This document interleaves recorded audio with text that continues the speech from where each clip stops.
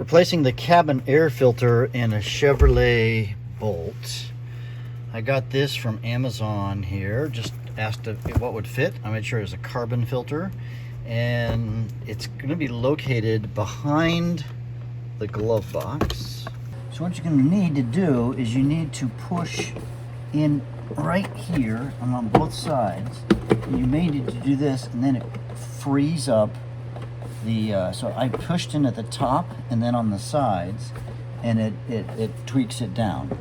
Now the trick on this is there's this little piece. You got to get this thing out of the way. There's a piston here, and if you just go like this, flick it down, that exposes it. And as you can see here, now we've got the filter thing. There's a little clip right here.